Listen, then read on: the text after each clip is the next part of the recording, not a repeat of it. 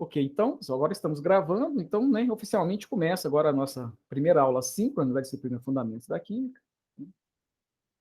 Dar novamente boas-vindas a todos, né? É um prazer trabalhar com vocês, né? São turmas, como eu disse, né, anteriormente aqui, eu sempre gostei muito de trabalhar, né? E agora o curso de vocês mudou um pouquinho, né? Virou um bacharelado, justamente para trazer, né? É um curso um pouco mais pesado, mas também vai trazer mais conteúdos, né, para vocês e que pode, né? A gente acredita, né, que vai facilitar a inserção de vocês no mercado de trabalho, né? Mas com certeza a coordenação do curso de vocês e os outros professores da área, né, estão discutindo essa questão com vocês. O meu papel aqui, pessoal, é trabalhar com vocês fundamentos da química. Eu destaquei naquela apresentação que eu fiz, né, naquela gravação que eu já postei, sobre a importância dessa disciplina para vocês, né, e eu ressalto que é uma disciplina, pessoal, que a gente chama, né, de nivelamento, né, a gente quer que todos vocês saiam dessa disciplina, né, com um conhecimento mais ou menos homogêneo na área de química, para vocês poderem, né, entenderem melhor os processos químicos relacionados aí às várias questões ambientais que nos afligem. Então, é uma disciplina de embasamento, né? Basicamente, o que a gente faz aqui é uma revisão aprofundada de todos aqueles assuntos importantes que são trabalhados no ensino médio. E a gente sabe, né, que cada um tem um nível de formação aí, né? Geralmente, nesse curso, né, chegam alunos com vários perfis, né, com vários níveis de formação em química, e o objetivo dessa disciplina é dessa padronizada, né? Deixar todo mundo mais ou menos no mesmo nível. É o que a gente vai estar tentando fazer aqui, pessoal. A gente viu que a disciplina de química, especificamente, e eu acho que pior ainda de se trabalhar de uma forma remota, né? Eu sou aquele professor que usa muito quadro, né? São muitas equações, tem a parte de cálculos da disciplina. Então, é uma disciplina que eu sempre usei muito quadro, né, com os alunos. E nesse momento agora a gente está tendo muitas dificuldades, né? Eu tenho dificuldade de dar aula remoto e muitos alunos também têm dificuldade de assistir nessas aulas, né? O que a gente está fazendo, né, como até o próprio nome diz, né, que é uma coisa emergencial, é fazer o que a gente pode, pessoal, o melhor que a gente está conseguindo, ok? E essas aulas síncronas, né, você sabe que elas não são obrigatórias, a gente não pode apresentar conteúdo novo em aula síncrona, mas mesmo assim a gente vai fazer uma por PAPR, né, serão 6 PAPRs, a gente vai fazer então 6 encontros síncronos. E esses encontros, pessoal, são basicamente, né? Eu vou estar sempre fazendo mesmo jeitão, né? A gente vai fazer uma revisão, listar os principais pontos, né, que foram trabalhados, e também ajudar na resolução de exercícios dos estudos dirigidos, né? Vocês devem ter, pelo menos quem assistiu, e eu espero que todos assistiram a minha apresentação, né? A gente não vai ter avaliações nessa disciplina, provas, aquelas provas clássicas, né? Na verdade, a gente vai estar fazendo 6 provas, né? Cada PAPR aí vai ser como se fosse uma prova. Vocês já devem estar sabendo, cada PAPR desse tem duração de 3 semanas. E eu acho por bem, pessoal, fazer os encontros síncronos sempre ao final, sempre na terceira semana. Porque a gente espera, né, que nesse período o aluno, né, assista às videoaulas que a gente propõe, né, leia os materiais que a gente propõe e tentem, pelo menos, fazer as atividades, né, e cheguem com dúvidas nessa terceira semana, que já vai estar fechando, né, o PAPR. Então, eu optei, né, por fazer, como já fiz assim outras vezes, fluiu até bem, então eu prefiro fazer nossos encontros síncronos. Serão sempre às quartas-feiras, né, às 10 horas, que é o horário de aula da turma, sempre na terceira semana do PAPR. Né? A gente fez assim com o primeiro, os próximos serão nessa mesma sequência. Ok? E ressaltando que basicamente é para isso, é para fazer revisão e resolver exercícios que porventura ficaram dúvidas. Agora, pessoal, independente disso, né, eu estou reservando todas as quartas-feiras, a manhã inteira das quartas-feiras, para dar atendimento para essa turma específica. Então, qualquer dúvida que surgiu, pessoal, na leitura dos materiais, em alguma videoaula ou na resolução de qualquer exercício que seja, né, que a gente propõe, que vocês entrem em contato comigo, né? Não precisa esperar o dia do encontro síncrono, né? E como que vocês vão entrar em contato comigo? Eu vou colocar aqui agora o meu WhatsApp, pessoal, que é a melhor forma que a gente está tendo hoje em dia para conversar com o aluno de forma remota. Então, aqueles que quiserem, pessoal, e eu falei, a quarta-feira vai ser um dia que eu vou estar disponível, mas qualquer momento surgiu uma dúvida, mandem para mim, principalmente via WhatsApp, que é uma forma melhor da gente estar respondendo, né? Eu posso mandar um pequeno vídeo, posso mandar um áudio, né? Que é bem mais fácil para mim responder e talvez para vocês também perguntarem, né? Vocês podem mandar fotos, né, da dúvida, da questão da dúvida, da parte do material, ok? Então, funcionou bem, né? Para aqueles que quiserem, entrem em contato comigo via WhatsApp para qualquer problema relacionado à disciplina, a qualquer tempo, tá? Como eu falei, às quartas-feiras eu vou estar disponível. Os demais dias, eu tenho outras atividades, mas podem mandar a si mesmo. Que naquele primeiro momento que eu tiver livre, né? Qualquer horário vago que eu tiver, eu vou tentar estar respondendo as dúvidas que chegarem, tá? Então, fiquem à vontade de me mandarem mensagem via WhatsApp. Está aí meu WhatsApp. Alguns cursos gostam de criar grupos de WhatsApp da turma. Se quiserem também criar, fiquem à vontade e me adicionem nesse grupo, ok? Porque, às vezes, né, pode acontecer algum imprevisto, vai ser uma forma rápida, né, de avisá-los de alguma coisa urgente, tá? Mas não é obrigatório esse grupo, tá? O nosso comunicação oficial, né, a nossa comunicação oficial será sempre via o SIGA-A. O que está no SIGA-A é o que realmente vale, tá? Mas a gente sabe, né, da flexibilidade, da facilidade aí do WhatsApp, então pode ser interessante. Se a turma quiser, às vezes já até criou, né? Quiser criar um grupo específico dessa disciplina, né? Criem e me adicionem. Independente de grupo ou não, o meu contato está aqui, fiquem à vontade, pessoal. E, logicamente, né, quando me enviarem alguma dúvida, se identifiquem, tá? Fale o nome, né, e qual turma, que aí facilita para mim localizar aqui e dar um atendimento mais fidedigno, né, mais interessante. Tá ok? No primeiro momento é isso. Alguém, pessoal, eu vou começar agora a apresentar, né? Antes de passar a palavra para vocês, talvez alguém queira falar alguma coisa, eu vou pedir aqui também autorização para vocês agora para me apresentar a minha tela. Vocês vão estar vendo a tela do meu computador aqui.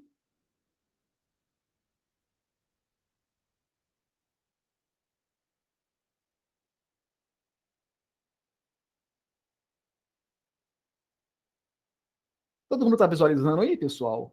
Esse é o primeiro PAPR, né? O documento que já foi postado já há bastante tempo lá para vocês. Está todo mundo visualizando? Só para mim ter certeza aqui. Sim, eu tô.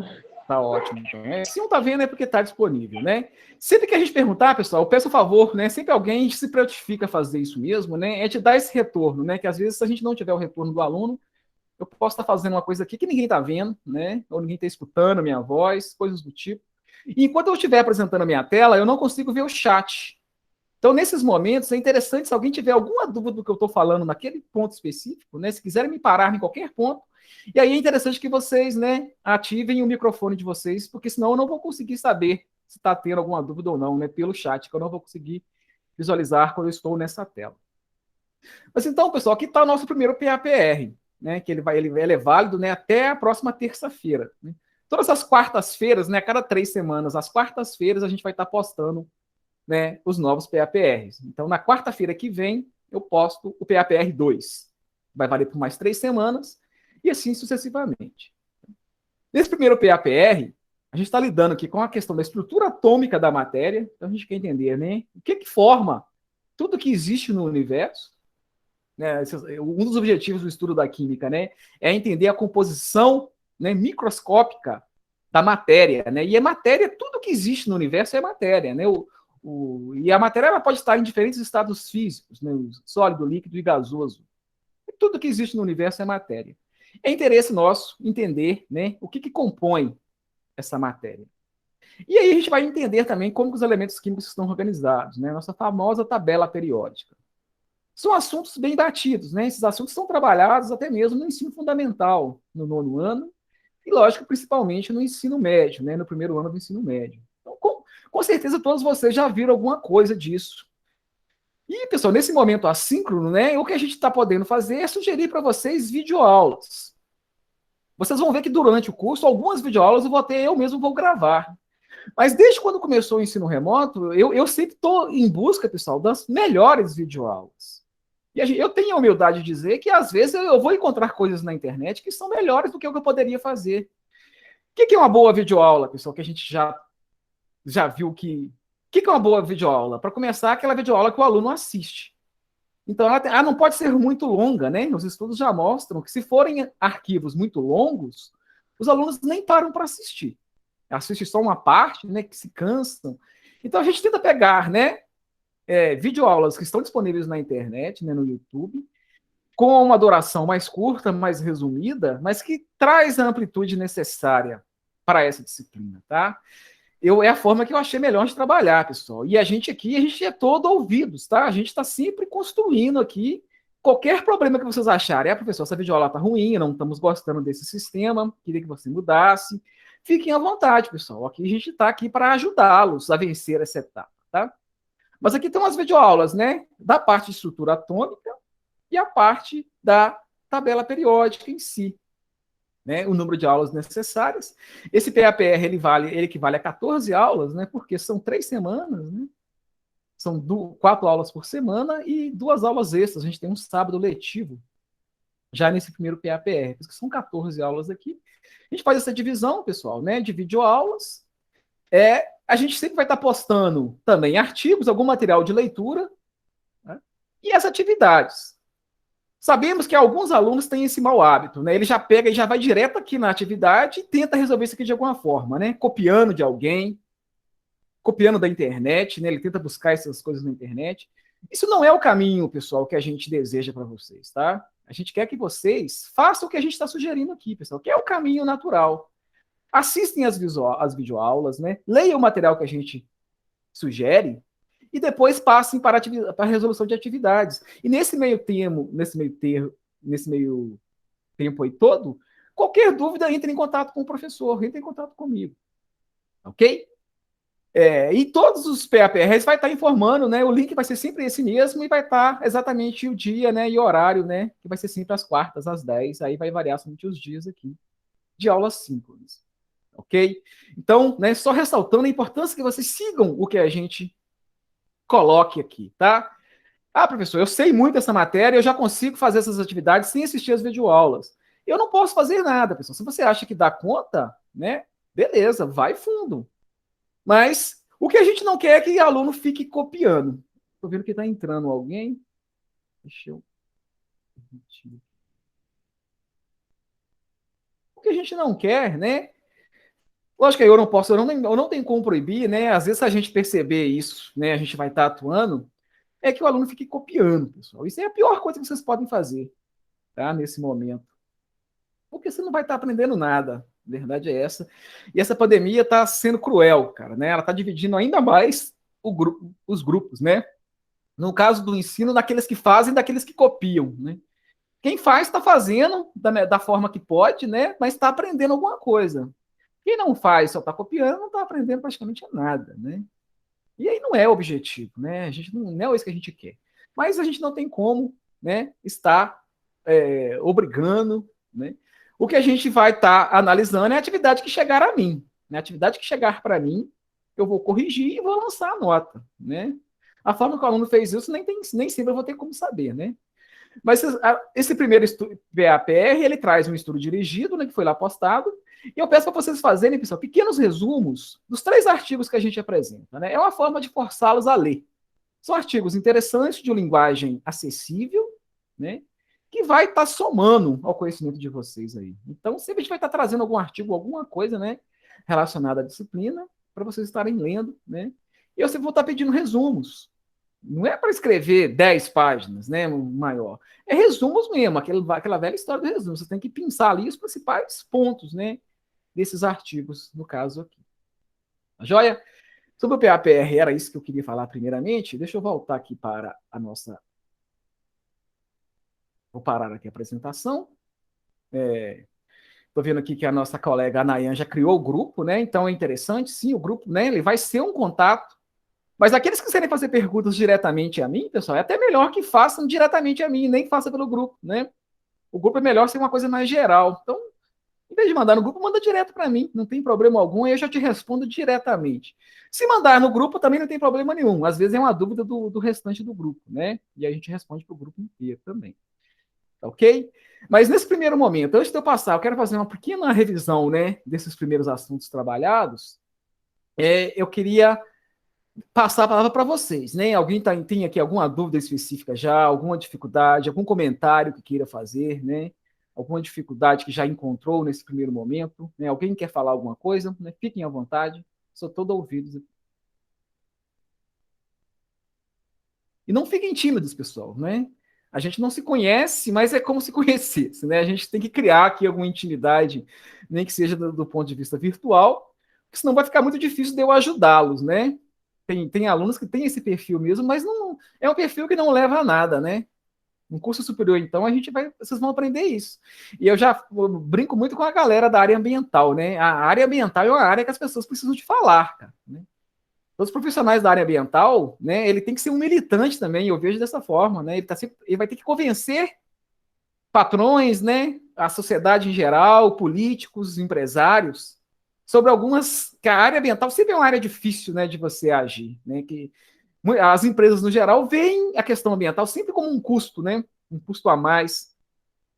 E há muitas brigas ainda, né? Há muitos assuntos não bem resolvidos nessa área. Então, há muitos debates. E a área ambiental, o profissional dessa área ambiental, ele tem que falar, ele tem que, né, ser ativo, né? Por isso que, né, vocês vão ver que vocês vão fazer muitos seminários nesse curso de vocês, né? É uma forma de forçar vocês a se expressarem, né? A melhorar esse diálogo, né? A oratória, que é o termo correto, tá ok? Não fiquem tímidos, né? O meu papel aqui, e eu sou um professor gente boa demais. Como eu falei, pena que vocês não têm contato presencial comigo, né? Mas eu sou um professor que está aqui. Acho que todo professor deveria ser assim, né? O meu foco único e principal aqui é ajudá-los, ok? Então, só mais alguma coisa. Se não tiver ninguém, eu passo para a minha apresentação, né? Alguém quer falar alguma coisa? Tem alguma questão que queira tratar já? Alguma dificuldade que percebeu nos PAPRs? Então, professor, posso falar? Cristiane, fica à vontade. Eu tenho uma certa dificuldade, eu estou encontrando uma certa dificuldade, não só na sua matéria, mas em todos, porque eu não sei mexer nesse aplicativo Cigar, eu estou assistindo vídeos, tentando aprender, e, tipo assim, eu saí do EJA, eu fiz o segundo grau, assim, online, então, assim, eu saí sem saber nada, então, tudo eu vou aprender agora, mas, assim, eu espero que eu consiga. Não, então, Cristiane, né? Tem outros alunos em situações parecidas com a sua, sabe? Uma primeira coisa que você tem que conseguir, e aí eu, particularmente, eu não tenho como te ajudar nesse ponto, né? É acessar o sistema. Não, Você tem que sim, entrar em acordo, né, com o seu coordenador de curso, buscar outras, né, sessões de apoio que temos aqui na escola, para te ajudar nisso, né? Mesmo no ensino presencial, né? O acesso ao sistema ele é fundamental, né? Porque é onde que fica tudo, sabe? Então, a primeira coisa que eu te falo, né, é que você tem que aprender a utilizar esse sistema. E aí, de alguma forma, né, depois se quiser entrar em contato comigo via WhatsApp, eu posso até tentar te ajudar de alguma forma. Mas aí é principalmente a secretaria, sabe? A secretaria entendi. dos cursos técnicos, né? Você nem conseguiu acessar o sistema ainda. Eu estou aprendendo, estou Assim, meio que que para você ter pulsando. acesso a esse PAPR, por exemplo, que eu enviei, né? Você teve que acessar, né? Então, Sim, vai ser assim mesmo, mas a gente espera que você consiga isso mais rápido, né? Que isso aí é fundamental, né? E foge aqui da química em si. Agora, em relação a conteúdos, cara, dessa e das diversas disciplinas, né? Então, aqui a gente vai ter todo o perfil de aluno, como eu falei, né? Essas turmas chegam para a gente muito desniveladas. Tem alunos já bem avançados, outros alunos com bastante dificuldade. A química em si é um assunto que tem uma certa complexidade, mas é um assunto que está disponível para todo mundo aprender, né? Todo mundo consegue aprender química. Alguns vão ter que estudar mais, outros vão estudar menos, porque já tem uma base boa, já conseguem compreender isso melhor, sabe? Então, um aluno do seu tipo mesmo, que você já percebeu que você tem dificuldade, né? A sua formação de ensino médio não foi aquela desejada, né? E talvez de outros, como eu falei, também pode ser a mesma situação sua ou parecido, né? A gente sabe como é que é o nosso ensino médio de uma forma geral, né? Então, cara, alunos como você, né, vão precisar muito mais do meu auxílio, tá? E eu estou disponível. Agora, você vai ter que me demandar, especificamente de alguns temas. Pode ficar à vontade, pode me mandar áudios, né, específicos, professor, esse tema aqui. Eu vou tentar estar te ajudando, né? Mas você, mais do que ninguém, vai ter que assistir todas as videoaulas, tem que assistir, ler os materiais que a gente propõe, né? Nesse intervalo aí já, só de assistir uma videoaula não entendeu, me mande, né? Via WhatsApp, eu vou tentar estar te ajudando. Como eu falei, vai ser uma tentativa, sabe? Na aula presencial, talvez eu conseguiria fazer isso de uma forma melhor, né? Mas aqui agora, via remoto, eu vou fazer o que for possível. Porque a gente não quer deixar ninguém para trás. Esse é um objetivo número 1 meu aqui, né? Todos vocês que estão aqui, ou pelo menos que se matricularam na disciplina e que querem realmente, né, vencer, eu estou aqui para ajudá-los, né? E o que for possível eu vou fazer. Tá bem, Cristiane? Mas eu já te deixo essa clara, né? A gente também não tem como fazer milagre, você vai ter que fazer a sua parte. Mas pode entrar com consciência que você dá conta. Se você quiser realmente, você vai dar conta. Vai te exigir bastante, mas você dá conta sim, tá? Eu entendi, eu te agradeço. Não, então, e o que eu falei para você vale para todos aí, né? O nosso papel aqui é exatamente esse, é tentar ajudar nessas dificuldades. Que muitos aqui, pessoal, tem alunos com certeza nessa turma também, que não vai depender de mim para nada, né? Eu vou postar os exercícios, vão fazer rapidamente, com certa facilidade, tudo certinho, bonitinho, né? Não vão depender de mim para nada. Outros já podem depender muito, né? Então, o meu papel aqui vai ser esse, ajudar principalmente aqueles que precisam mais. Mas mesmo aqueles que não têm muita dificuldade, mas também que sentiu uma dúvida, um exercíciozinho específico, né? A gente está aqui para atender a todos, beleza? Então, tomara que isso não seja um problema, né? Alguém tem mais alguma questão?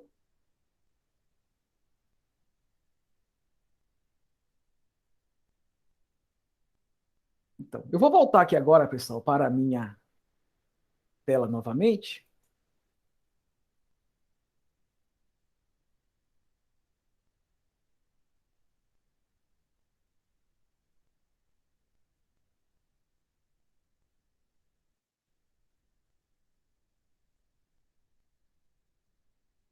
Então, todas as aulas síncronas, pessoal, né? Os slides que eu usar também eu vou disponibilizar para vocês. Então, assim que finalizar essa aula de hoje, assim que chegar para a minha gravação, né? Eu já crio um link de YouTube para ela, né? Posto lá na minha página no YouTube.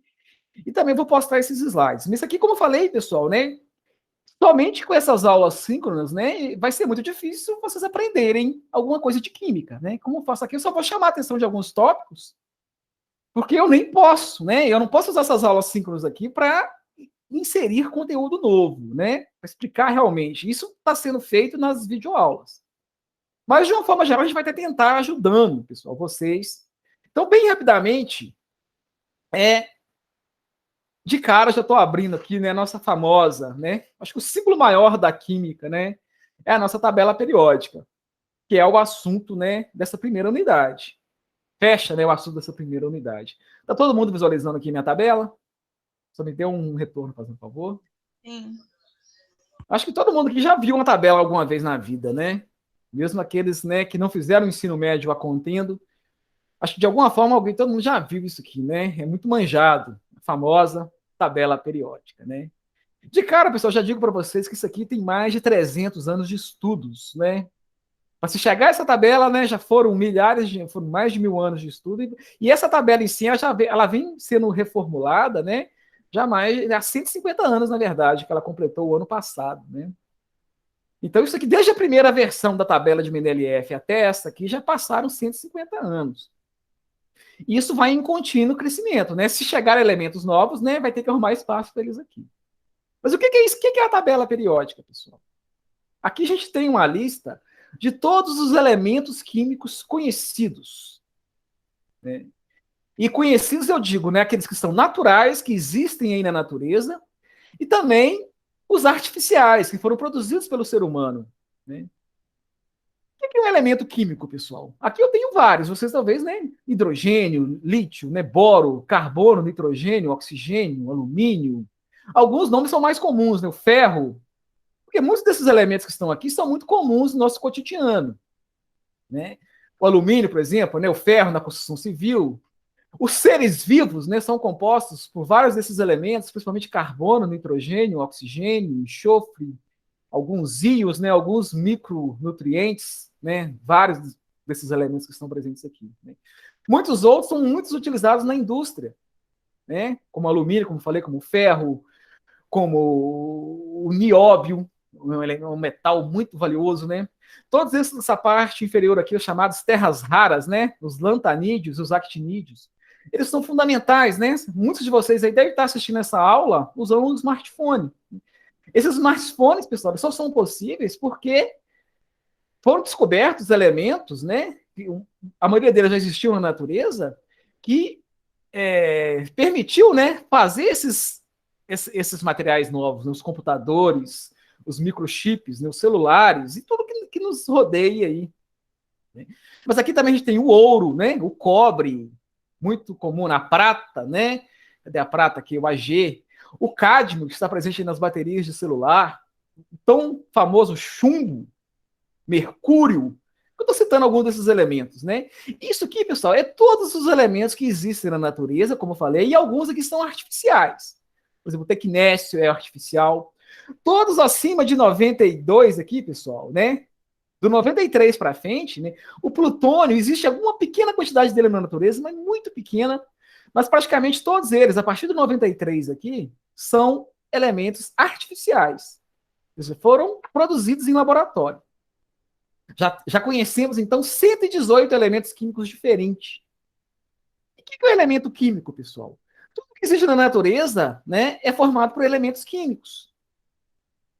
Isoladamente ou ligados a outros. Nós vamos ver, por exemplo, uma substância que a gente vai falar o tempo todo na área ambiental, que é a água. Né?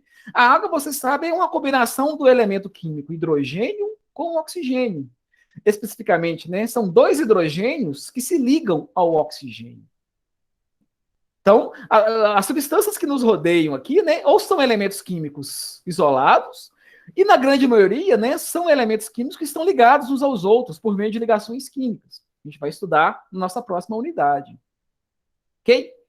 E o que difere um elemento químico do outro, pessoal? Eu estou citando aqui dois, por exemplo, que fazem parte da molécula de água, né, que é o hidrogênio e o oxigênio. Né?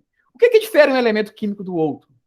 Cada elemento químico ele é formado por um tipo de átomo diferente. A gente falou muito em estrutura atômica, né? Tudo que existe na natureza é formado por átomos. E o que é um elemento químico, então? É um conjunto de átomos do mesmo tipo. E o que difere um átomo do hidrogênio? O hidrogênio, então, é formado por um átomo específico, que vai receber o nome, né, de hidrogênio. O oxigênio é formado por um outro átomo, né, que é o átomo de oxigênio.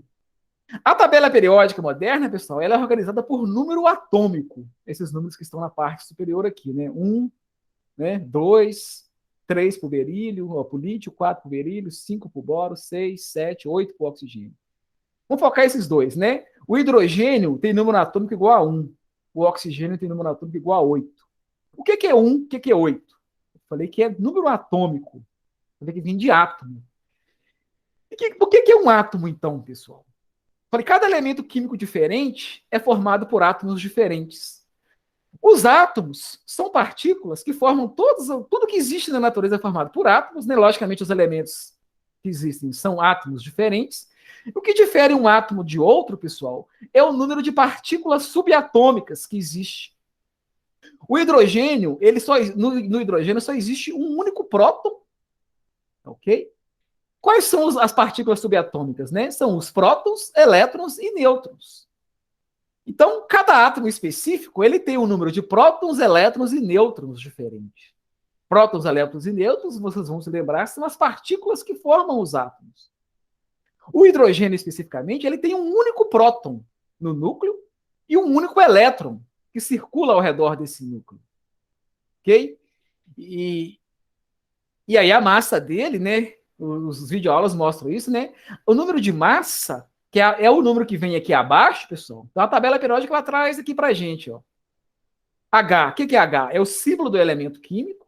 Aqui está o nome dele. Em cima está o número atômico. O que é número atômico? É o número de prótons que o elemento possui no núcleo. Né?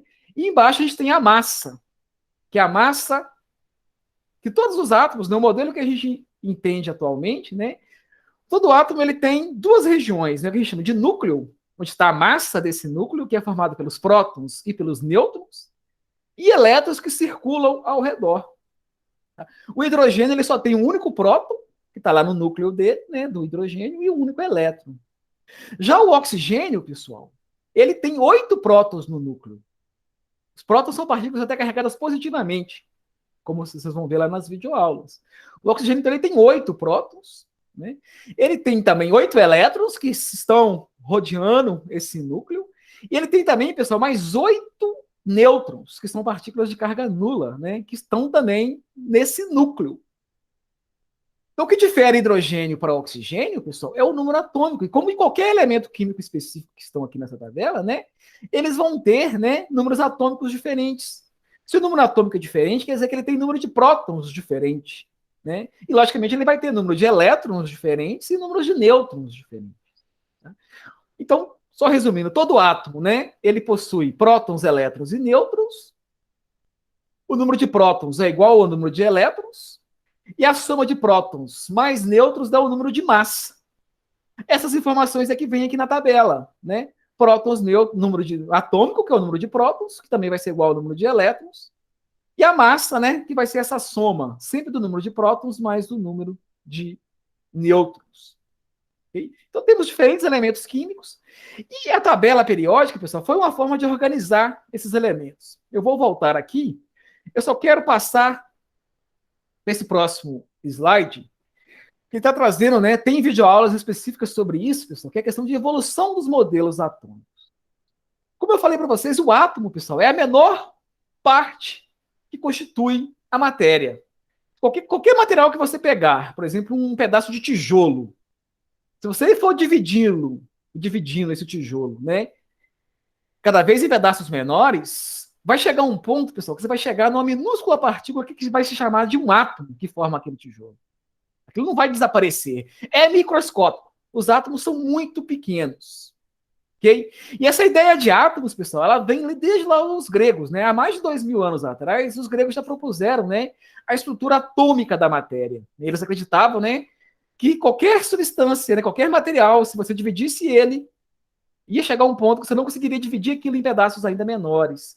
É a menor parte que você chegasse é o que eles chamaram de átomo. Né? O termo átomo até que é indivisível, significa indivisível.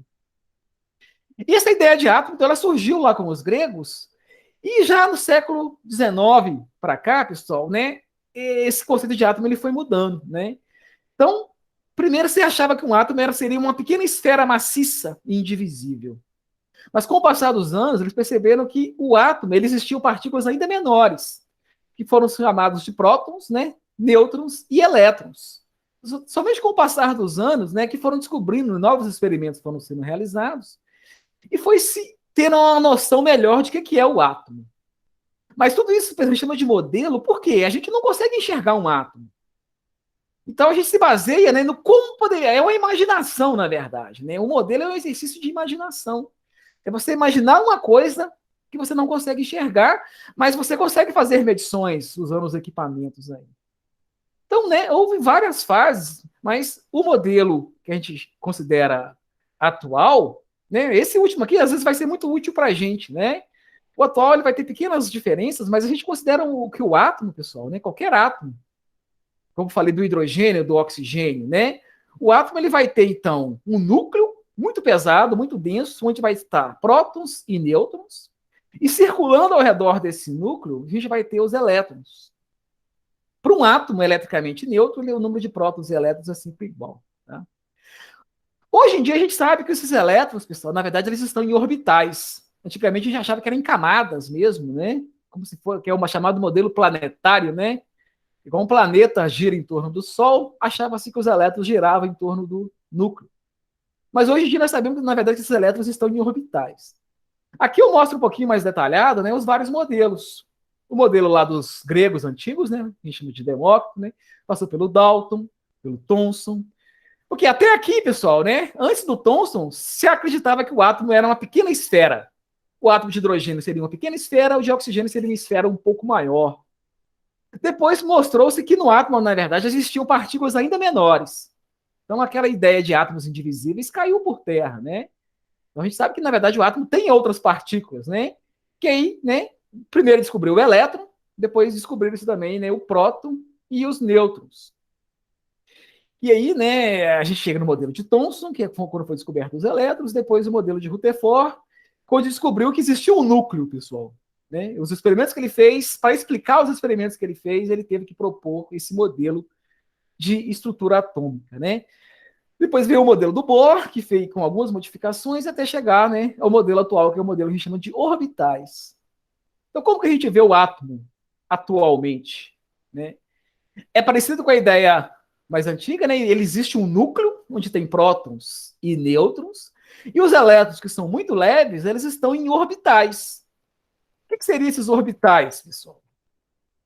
Então, de uma forma geral, a gente vai entender, pessoal, um átomo, né? Como ele possui um núcleo com prótons e elétrons, com prótons e nêutrons, desculpa, né? E os elétrons vão estar circulando ao redor desse núcleo.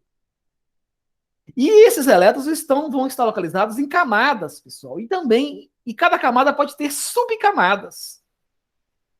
Talvez vocês vão se lembrar, né? Quando a gente falava lá, né, de níveis e subníveis de energia, os níveis, as camadas, né? A gente chamava de K, L, M, N, P, ou pode usar números 1, 2, 3, até o número 7, né? E os subníveis como se fossem subcamadas.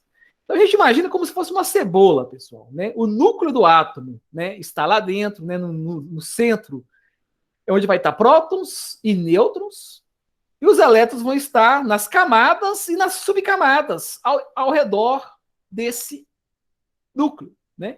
E essas subcamadas, elas receberam também letras, né? De acordo, porque esses orbitais, pessoal, né? São diferentes tipos de orbitais, de subcamadas, eles têm formas geométricas. Temos orbitais S, que ele é esférico, então um orbital S, o elétron está, né, como se fosse uma esfera ao redor do núcleo. Mas temos também orbitais P, pessoal, que eles têm esse tipo de formato. São 3 tipos de orbitais P que já conhecemos, né? Então, orbitais é uma região do espaço, uma região geométrica ao redor do núcleo, onde os elétrons podem ser encontrados. Então, eles podem estar em orbitais S, em orbitais P, em orbitais, aqui estou mostrando novamente orbitais S e P, mas também temos orbitais D e F.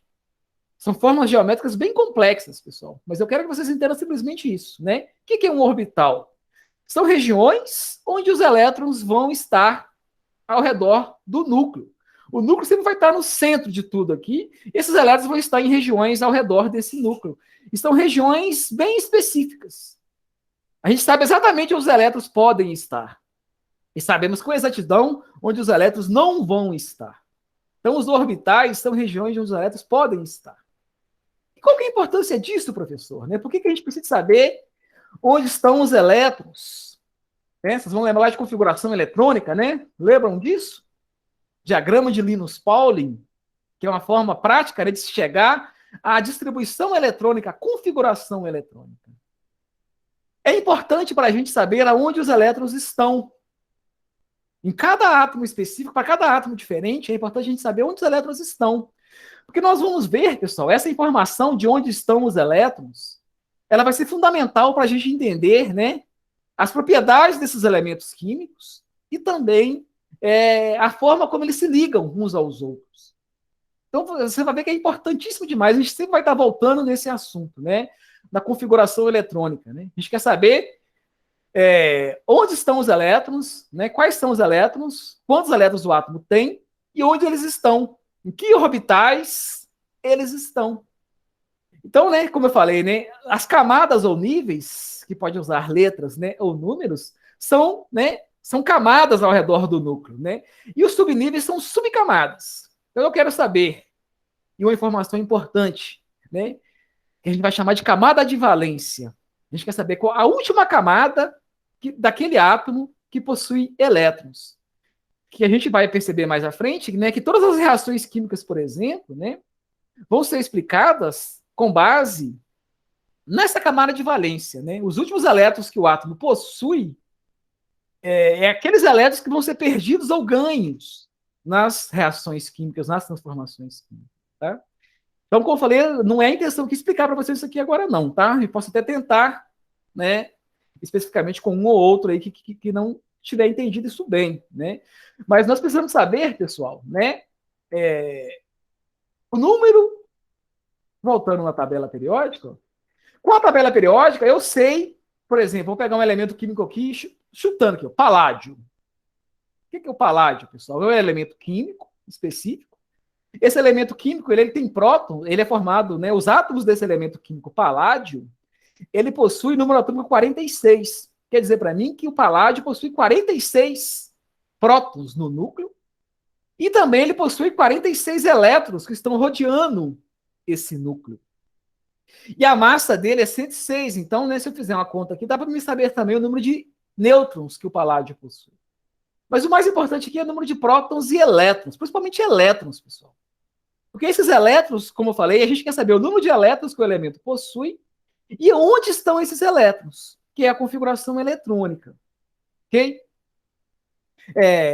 Voltando aqui de novo.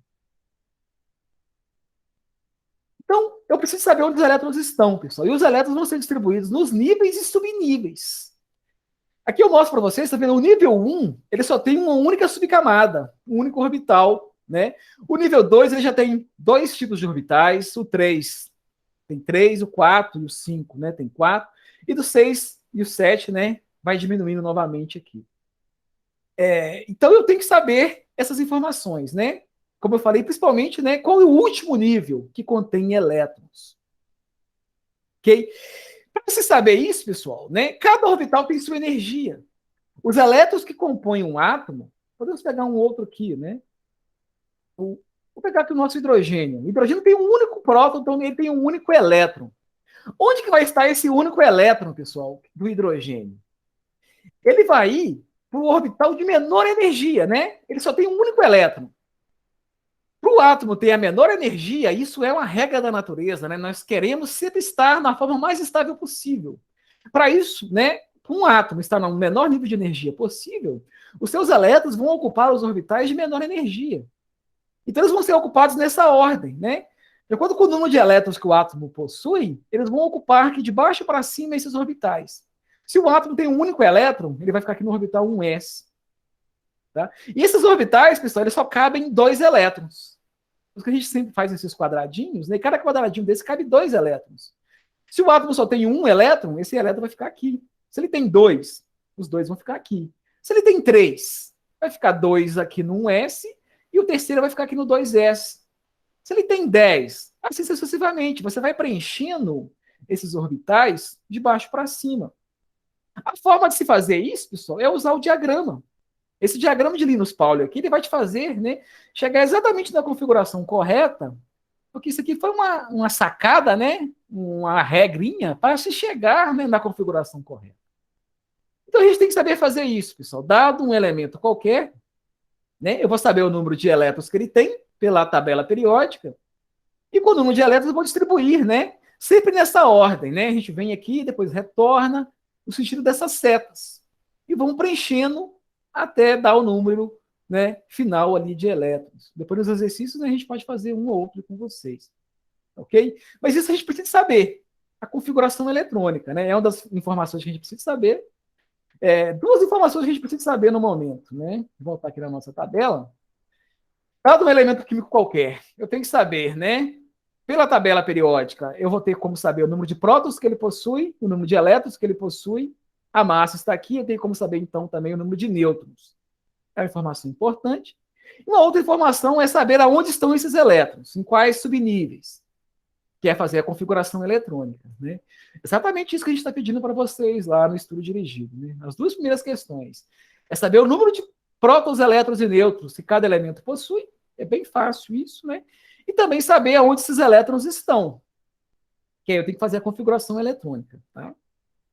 E a outra parte dessa primeira unidade, pessoal, diz questão a tabela em si. Né? Essa tabela periódica, pessoal, né, ela foi feita dessa forma, porque aqui ela é dividida, tá vendo? A gente percebe, né, em colunas. Ela tem 18 colunas e linhas. São 7 linhas, que a gente chama de períodos, tá? Que o período 1 só tem um 2 elementos, né, o hidrogênio e o hélio.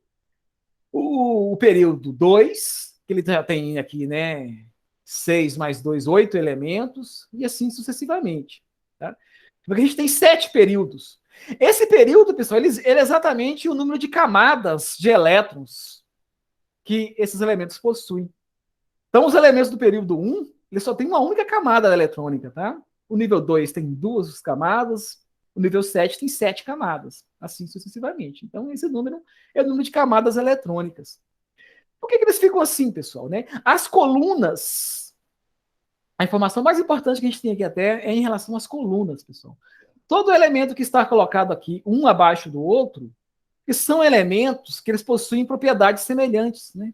As colunas na tabela periódica, elas trazem para a gente o que a gente chama de relação de família. O que é uma família para a gente, uma família humana? Todos de uma mesma família, a gente espera que eles tenham algo em comum, né? O sobrenome, aspectos, né, genéticos. Na tabela periódica, os elementos químicos também são semelhantes, pessoal. Né? Você vê que são 118 elementos. A tabela é uma forma de organizá-los por meio de propriedades. Então, eles chegaram, né? Foi um exercício estupendo chegar a isso aqui, tá? Foi um grande intelecto, né, para se chegar a esse tipo de conhecimento. Mas o que os químicos fizeram, né, foi agrupar os elementos com base nas suas propriedades químicas e físicas.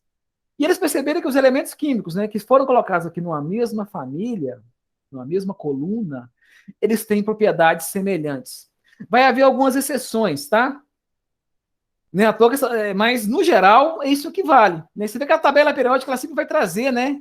Aqui ele pegou um dos elementos aqui, o lítio, né, para dar alguns exemplos, né? Para a gente saber como é que ela está organizada, né? E aqui embaixo a gente tem algumas informações muito importantes, pessoal, né? Porque essas famílias, essas colunas, receberam nomes históricos que designavam, né, alguma importância daquela família. Aqui ele traz, então, por exemplo, nessa primeira família aqui são metais alcalinos. Você vê que ele tira somente o hidrogênio. O hidrogênio sempre foi um caso à parte, porque ele casava muito bem nessa família em termos de configuração eletrônica. A gente vai ver. Mas o hidrogênio nem é um metal, tá? Muitas tabelas trazem o hidrogênio à parte. Você vê que ele está em verde, o hidrogênio é um não metal, juntamente com os demais aqui. Eles estão em verde, né? Todos os demais elementos aqui dessa primeira família, pessoal, eles são metais alcalinos. Receberam esse termo. Então, eles são metais. Da família 2, eles são chamados alcalinos terrosos. Ok? Essa listazinha aqui são chamados semimetais.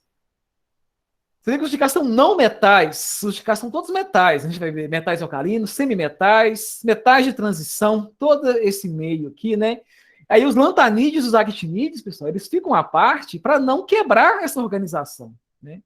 Então, dos 57 a 71, 89 a 103, são esses elementos aqui abaixo. Todos são metais de transição também, ok? Só que receberam nomes específicos, né? Mas a gente percebe, então, que boa parte dos elementos que existem na tabela periódica, pessoal, são metais. O que é ser metal? Né? É ter a propriedade do que a gente chama lá de metal. Ter o brilho metálico, né? Se é metal, tem que conduzir corrente elétrica, condução de calor. E os não metais já são opostos disso, né? Eles não têm brilho, não conduzem corrente elétrica, né? Não são maleáveis, não são dúcteis. Os semimetais são elementos intermediários, eles têm propriedades tanto de metais quanto não metais. Okay? A gente tem algumas famílias que se chamam atenção também aqui, né? Halogênios, essa família aqui do flúor, cloro, bromo. Né? Gases nobres, pessoal, né? Essa família 18, são todos gases, o nome já diz aqui, né? São chamados de nobres porque são gases que não gostam muito de reagir quimicamente com outros elementos. Ok? E temos mais alguns nomes, né? As videoaulas vão ressaltar muito bem isso, ressaltando a importância, né, principalmente aqueles que precisam mais de assistir as videoaulas que a gente sugere lá. Então, a tabela, pessoal, ela tem informações importantes para a gente de parentesco, de similaridade. Isso é muito importante para a gente, tá? Vocês vão ver essas importâncias aí ao longo do curso. Ok? Mas as tabelas, todas elas trazem informações, né? Trazem, né, informações para a gente entender o que está sendo falado na tabela. A tabela periódica jamais tem que ser uma coisa para ser decorada, né? A tabela periódica sempre vai ser colocada para vocês, e o que a gente vai ter que saber fazer é tirar informações que estão aqui. Ok? Algumas nós já vimos, outras a gente vai ver aí ao longo do curso. E a tabela periódica, pessoal, né? Ela é organizada, então, em termos de crescente de número atômico. Você vê que os números atômicos são todos crescentes. Os números atômicos, como eu falei, é número de prótons. Então, o hidrogênio é um elemento químico que possui um próton no núcleo, o hélio já possui 2, o lítio possui 3. Vou pegar aqui o molibdênio, possui 42, o urânio, aqui embaixo, né, 92. Então, o que é o urânio? Né? Um elemento radioativo aí, né, muito usado. O urânio é um elemento químico que possui 92 prótons no núcleo, né? É um elemento muito pesado, né? ele tem um número atômico muito alto, um número de prótons muito grande no núcleo, né? E temos elementos ainda mais pesados. O último que foi descoberto, né? Ele já é um elemento artificial, esse organessômio aqui, que tem um número atômico 118. Sabe, né? Ele é um gás nobre, ele vai encaixar perfeitamente bem aqui. Ele vai ter propriedades semelhantes aos demais gases nobres, né? Todos esses elementos que estão aqui nessa parte central da tabela são chamados elementos de transição, né? São todos metais de transição, né? Muitos com grandes aplicações, né? Na área ambiental e na área industrial como um todo, né? Já ressaltei alguns, as videoaulas vão ressaltar outros. Então, essa é uma informação importante geral, né? Que a gente precisa de ter. E como eu falei, pessoal, as propriedades são semelhantes numa mesma família. Okay? Então, você pode ter certeza que o potássio e o sódio são parecidos quimicamente, fisicamente. Né? Se eu pegar aqui, né, o ferro e o rutênio, ferro a gente conhece bem. Às vezes o rutênio a gente nunca nem viu. Né? Mas pode ter certeza que o rutênio se parece com o ferro. Tanto quimicamente, reagindo quimicamente, como em termos de propriedades físicas. Tá? E assim vai. Em qualquer, né?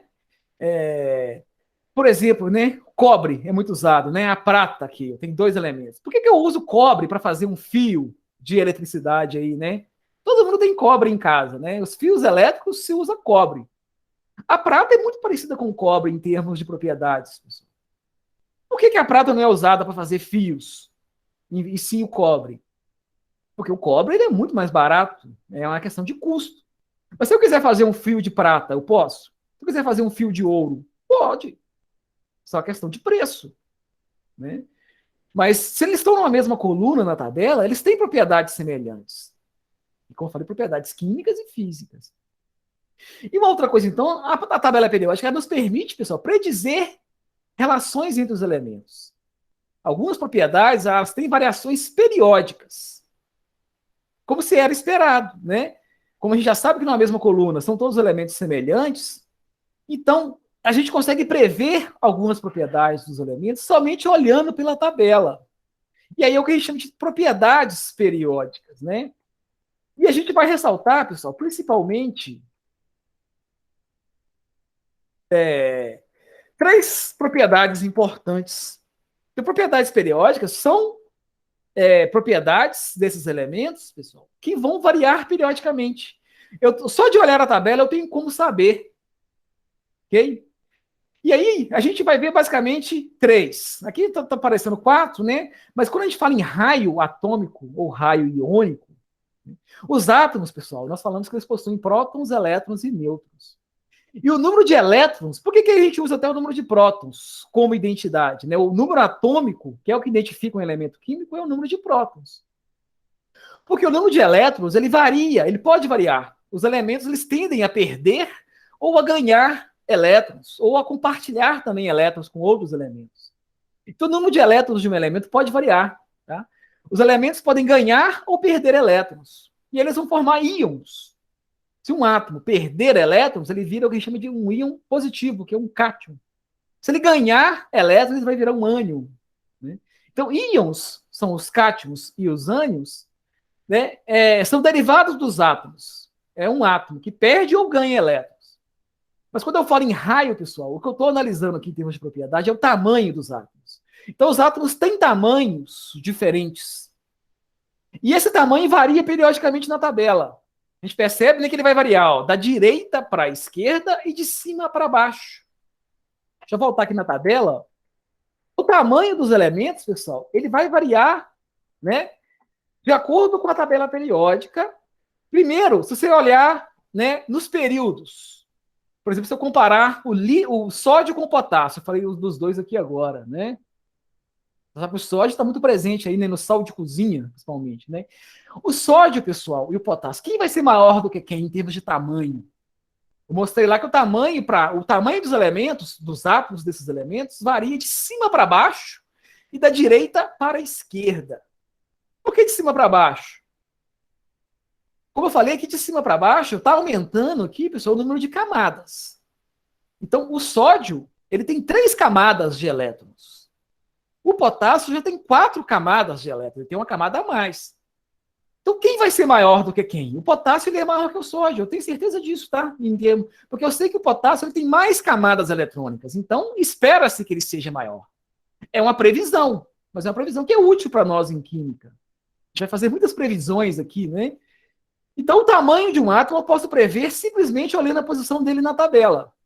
Então, quem está mais abaixo na tabela tende a ser maior do que quem está mais acima, porque o número de camadas eletrônicas, ok? E na mesma família, pessoal, a gente mostra que vai variar da direita para a esquerda.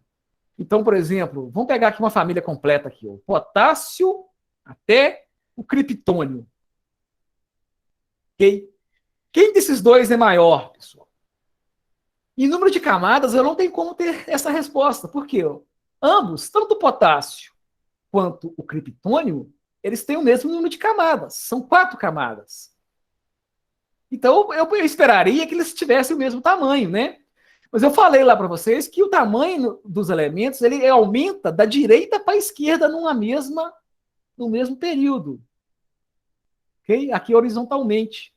Então, se eu comparo o potássio e o criptônio, eu falo para vocês com exatidão que o potássio ele é maior. O átomo de potássio ele tem um tamanho, um raio atômico, maior do que o criptônio. Como que a gente explica isso, pessoal? Isso eu estou falando porque a gente sabe disso. Isso foram feitas medições. Eu sei que é isso. E espero que vocês acreditem em mim, tá? Não estou falando mentira. A gente sabe que é dessa forma mesmo que varia, né? O elemento mais à esquerda, no mesmo período, o elemento que está mais à esquerda, ele é maior em tamanho. Então, como que a gente explica isso, pessoal? Então, a gente já sabe que tanto o criptônio quanto o potássio têm o mesmo número de prótons no núcleo. Ó, tem o mesmo número de camadas, são 4 camadas.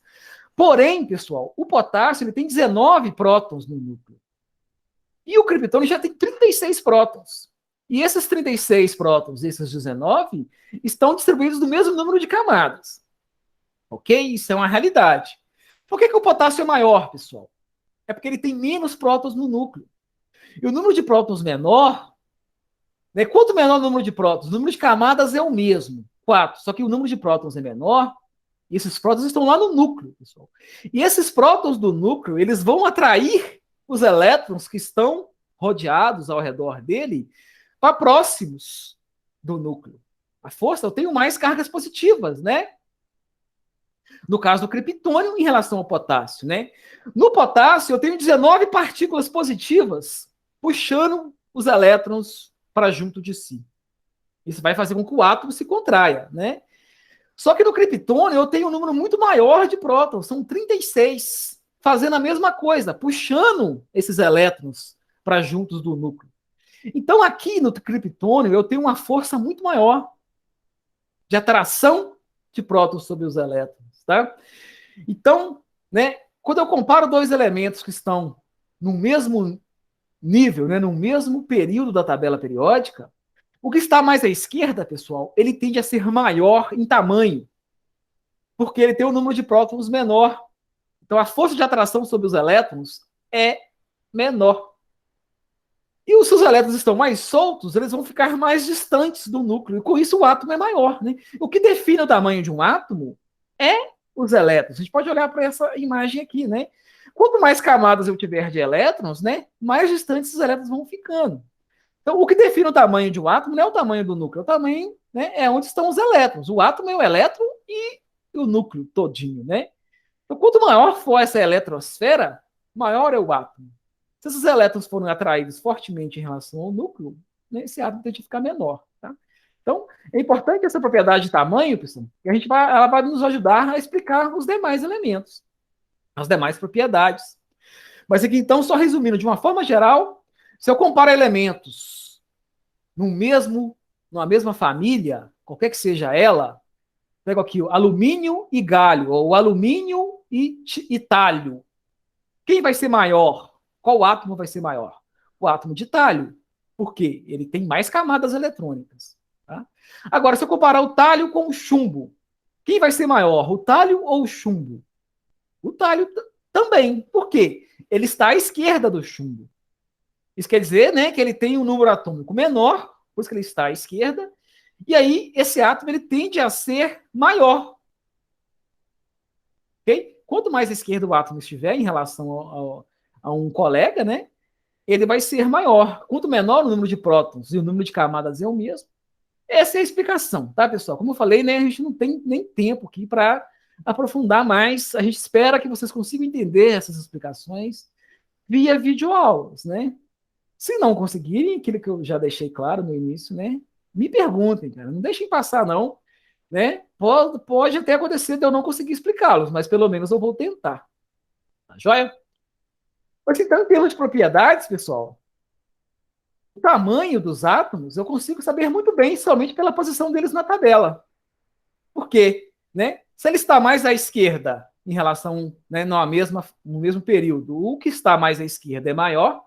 Se ele está em diferentes períodos, mas numa mesma família, né, o que está mais abaixo é maior. Essa vai ser a regra que a gente vai estar usando. É uma regra prática, mas é baseada em experimentos. Como toda a química, pessoal. A química é uma ciência experimental. A gente não tem muito tempo aqui para ficar detalhando tudo isso, mas tudo que a gente fala aqui foi baseado em estudos, em trabalhos, em experimentos. Ok? Então, o tamanho, se perguntar para vocês aí, qualquer elemento que seja, né, para vocês fazerem uma previsão de quem é maior que quem, simplesmente com base na tabela periódica, vocês vão analisar exatamente dessa forma. O que está mais à esquerda, em relação ao que está mais à direita, né? O que está mais à esquerda é maior, o que está mais abaixo é maior. Então, quanto mais à esquerda, mais abaixo, né, maior os elementos. E vocês vão concluir comigo, pessoal, o maior elemento que existe na tabela periódica vai ser aqui o frâncio. O frâncio é o elemento que está mais à esquerda e mais abaixo na tabela. Então, o frâncio é o maior de todos os elementos em termos de tamanho de raio atômico. Ok? Entendido o raio, a gente consegue explicar duas outras propriedades muito importantes para a gente, que é a energia de ionização e a afinidade eletrônica. Elas têm variações, tá? Mas são coisas totalmente diferentes. Mas só já entendendo, você vê que as variações dessas duas propriedades, elas são contrárias ao raio. Então, a gente percebe que elas vão variar, né? Da esquerda para a direita e de baixo para cima. Então, pessoal, já falo claramente para vocês aqui como regra geral, né? Quanto maior um elemento químico, menor vai ser a energia de ionização dele e maior vai ser a sua afinidade eletrônica. Que são propriedades que variam exatamente ao contrário aqui na tabela. Mas o que é energia de ionização? É a energia necessária para arrancar um elétron de um átomo. Ok? E o que é a afinidade eletrônica, pessoal? É a energia que o átomo libera quando ele recebe um elétron. Então, ela mede, né, a capacidade daquele átomo de receber elétrons. É a afinidade eletrônica. E a energia de ionização é a energia necessária para arrancar um elétron de um átomo. Então, vamos focar primeiro na energia de ionização. Por que ela varia desse jeito, pessoal? Por causa do tamanho dos átomos, né?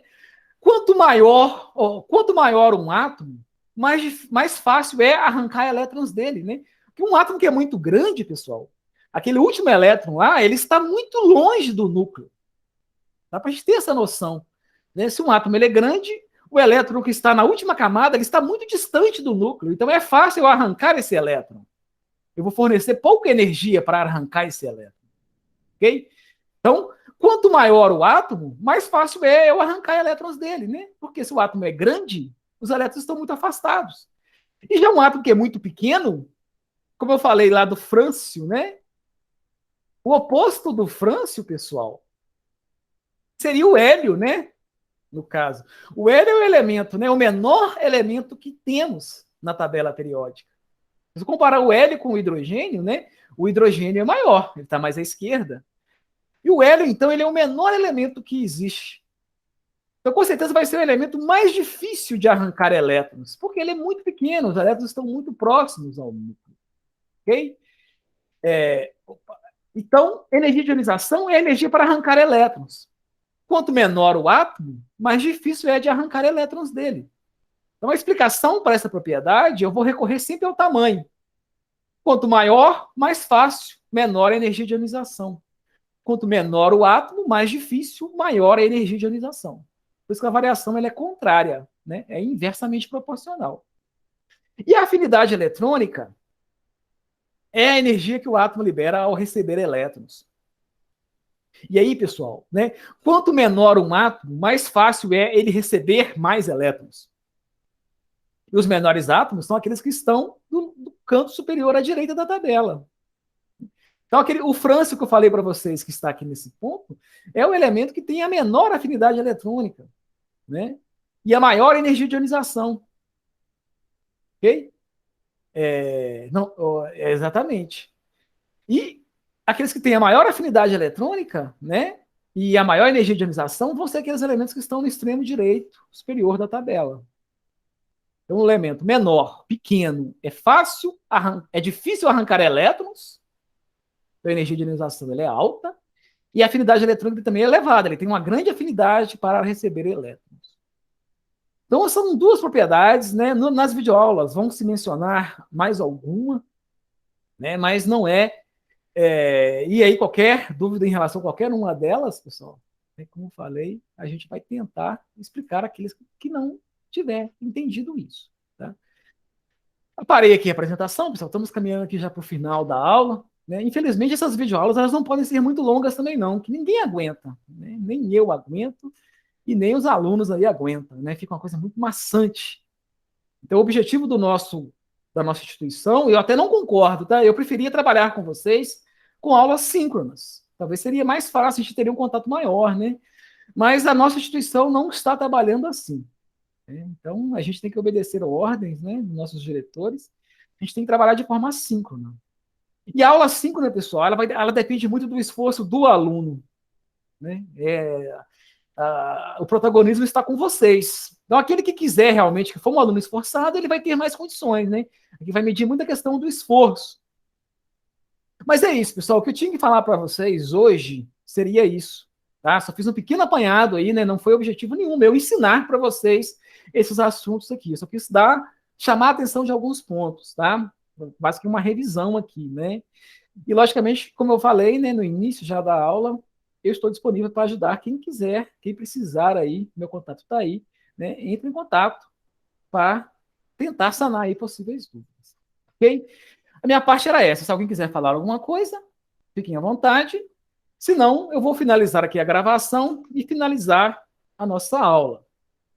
Ok? Então, deixo a palavra com vocês. Alguém tem alguma questão que queira comentar?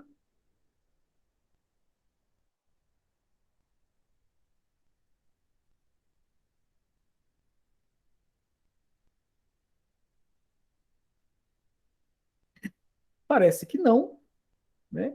Como eu falei, pessoal, às vezes a gente fica assim meio, não fiquem com vergonha. E se por acaso tiver com vergonha de participar aqui na aula síncrona, então faça o que eu sugeri, né? Entre em contato comigo pessoalmente, né? Via WhatsApp, e a gente vai ter uma relação, né? Eu vou tentar explicar mais exclusivamente. Você vai poder explicar para mim, talvez, né? Mais em detalhe, né? A sua dúvida. Então, como não tem, eu vou finalizar aqui então a nossa gravação, pessoal. Desejo a todos, então, aí um bom dia, né? Uma ótima semana. A semana ainda tem, né? Até sexta-feira, para vocês trabalharem bastante. A dica que eu dou, que estudem bastante, pessoal. Levem a sério, né? Me demandem, tá?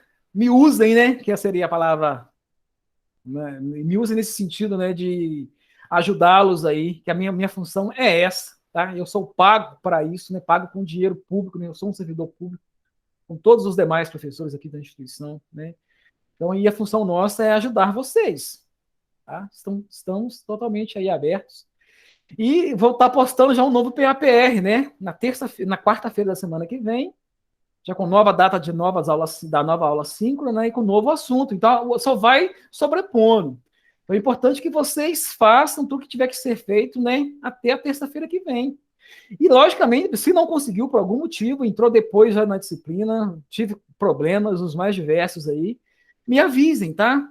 Porque aí a gente vai sempre estar abrindo também algumas exceções. A gente tem como a gente ser radical aqui, né? A gente vai ter que ser flexível, né? Porque senão não vai dar certo, né? A gente tem noção disso. Então é isso, pessoal. Interrompo aqui a gravação. Em breve.